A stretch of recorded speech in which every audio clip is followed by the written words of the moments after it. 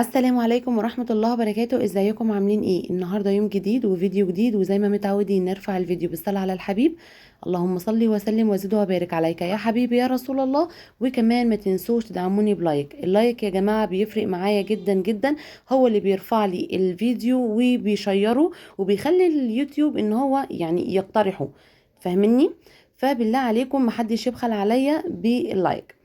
بصوا بقى، النهارده الفيديو مختلف. النهارده عامله اطعام الطعام. تمام.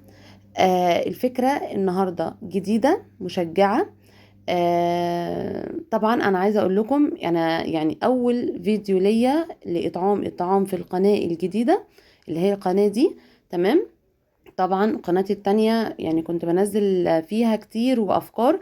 تمام. فطبعا حابه اقول لكم زي ما قلت هناك ان ايه، ان انا يا جماعه لما يعني بنزل الفيديو ده بتاع اطعام الاطعام، انا الحمد لله بعمله كل شهر.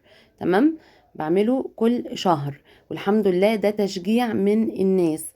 انا اول مرة عملت فيديو للاطعام وكده كان كنت عاملة اطعام ليا انا، يعني انا كنت عاملاه كده ومطلعاه، يعني حاجة كانت خفيفة وبسيطة كده، كانت على قدي. فلقيت كذا حد من اخواتي صحابي ماما مش عارف ايه، قالوا لي ايه يا هبه، خلاص ايه رايك تعمليها كل شهر واحنا ايه نشارك معاكي فيها. وانا من وقتها بصراحه يعني رحبت جدا بالموضوع، وبقالي تقريبا سنه تمام بعمل اطعام، والحمد لله.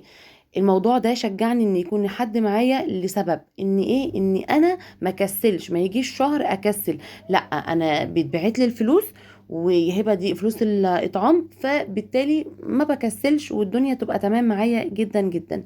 بس انا دايما يا جماعه بعمل الاطعام اللي انا بحبه، الحاجات اللي انا بحبها بعملها. آم، زي ايه؟ زي الكفته مثلا، انا بحبها جدا جدا، بعمل كفته فراخ مشويه، حاجات كده يعني. آم، الفكره النهارده في الاطعام ان انا يعني بالصدفه كده، بالصدفه لقيت حد منزل اعلان ان هو بيعمل الطعام الوجبه ب27 جنيه. فاهمني؟ الوجبة ب27 جنيه. فأنا بصراحة يعني أنا استغربت بصراحة. طب الوجبة إيه يا هبة؟ الوجبة عبارة عن رغيفين، رغيف فيه جمبري، والرغيف التاني فيه فيليه. عايزه اقول لكم يعني انا رحبت جدا بالفكره دي، وبصراحه اتصلت بيهم وكده وقلت لهم ايه، إيه الاخبار والوجبه تبقى عامله ازاي. قالوا لي ان هي بتكون ساندوتشين، واحد فيليه واحد جمبري، ومعاهم واحده طحينه. فانا بصراحه قلت لهم طيب الساندوتش يعني حلو كده، يعني الواحد قالوا لي والله ايه على ضمانتنا وكده. بصراحه ايه، قلت خلاص انا ايه هجرب. انا كنت الاول قلت خلاص انا هجرب ليا وكده، فقلت لا، ما ممكن اللي انا اجيبه ليا ما يكونش زي اللي بيعملوا لي الاطعام. فانا ايه اتكلت على الله كده. تمام. وقلت تمام جدا، انا يعني هتكل على الله وهجيب الوجبه. تمام زي ما انتم ما شايفينها كده. سلطه الطحينه. تمام. وبصوا رغيف الجمبري حلو مش وحش ورضا جدا.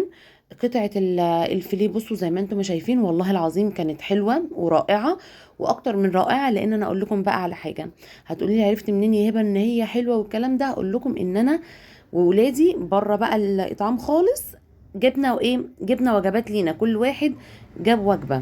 انا وولادي وجوزي وحماتي جبنا كل واحد وجبة، فما شاء الله لقيتها يعني حلوة لطيفة، يعني طعمها حلو. طيب ليه فكرت يا هبة في ده؟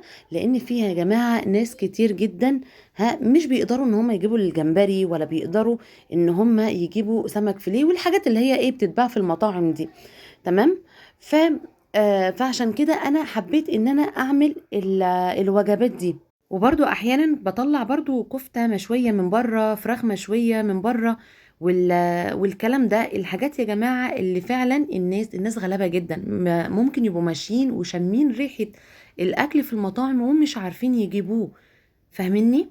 فانا طبعا بحط برضو قدامي الموضوع ده. عايزة اقول لكم بسم الله ما شاء الله اللهم بارك، انا عملت 78 وجبة. طبعا انا كلمته قلت له بص انا معايا 2100، فقال لي تمام. كده هيبقى تقريبا 78 وجبة، وفعلا طلعوا 78 وجبة وكده. وخد توصيل 40 جنيه، لان هو بعيد عني شوية، فاهمني. هو كان قال لي 30، بس مش عارفة ليه الدليفري يعني وصله ب40، انا مش عارفة، بس ما علينا يعني، مش مشكلة. طيب هتقولوا لي طب يا هبه انتي بتعملي حاجه لله، تمام، وليه بتصوري وبتنزلي وكده؟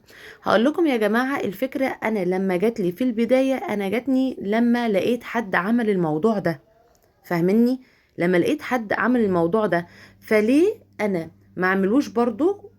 وانا بعمله ما نزلوش، ماشي، وحد برضو تاني اكون انا سبب، او الفيديو بتاعي سبب ان هم يعملوا. بس هو دي الفكره، تمام، مش رياء ولا الكلام ده. والحمد لله رب العالمين ان انا في ناس كتير جدا جدا، قنوات انا اعرفها، لقيتهم بيكلموني يا هبه، هما بيتواصلوا معايا طبعا، بيقولوا لي هبه احنا عملنا نفس الفكره بتاعتك، بس ايه ادعي لنا كده ان احنا نواظب عليها وكده، وان ربنا يقدرنا وان احنا نعملها. فانا بصراحه كان ردي عليهم ايه؟ طيب خلي معاكي شركاء، هتلاقي نفسك متشجعة ومجبرة ان انت تعملي الموضوع زي ما انا ما بعمل كده بالظبط. لما يكون حد معاكي وبيشارك معاكي والكلام ده، بجد والله العظيم هيحفزك ويشجعك اكتر ويديكي طاقة اكتر. المهم طبعا هتقولوا لي طب انت ليه يا هبة يعني فردتي الاكل كله عشان التصوير وكده؟ اقول لكم لا لا لا. في البداية انا حابه ان انا اعد طبعا الوجبات، ما هي جايه لي في الشنط اللي انتوا شايفينها، فاستحاله ان انا يعني هاخدها كده واوزع وخلاص، او استحاله ان انا هفضل اعد بقى انا اديت لي ده فلان ولا، فاهمني. فحبيت طبعا ان انا اطمن واتاكد ان ايه، ان الحاجه عددها مظبوط، عشان برضو دي امانه، دي يا جماعه بالنسبه لي امانه، وفي رقبتي ان الحاجة تبقى تمام ومظبوطة وكده.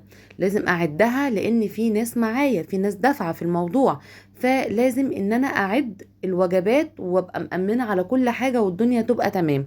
حتى والله العظيم انا جبت لنفسي من الوجبات دي علشان بس اتأكد، ماشي، انها فعلا حلوة. المهم بقى قولولي انتوا كمان بتعملوا وجبات ولا لا، ولو بتعملوا وجبات قولولي كده على افكار، عايزين يا جماعة نستفاد كده من بعض. بصوا يا بنات، حتى لو مش معاكم حد يشارك وكده، انتوا تقدروا تعملوا على فكرة وجبة او وجبتين. ده انت لو نزلت جبتي قطعتين بانيه وعملتيهم وجبتين، قطعة يعني تكون كويسة كبيرة كده، ماشي، وعملتي جنبها شوية رز، او انت تكوني مثلا عاملة رز ولا حاجة وبانيه، فزودي ايه، قطعتين مثلا بانيه وحطيهم وجبتين وخلاص طلعيهم. دي حاجة هتبقى بسيطة بس عند ربنا هتبقى كبيرة جدا جدا جدا.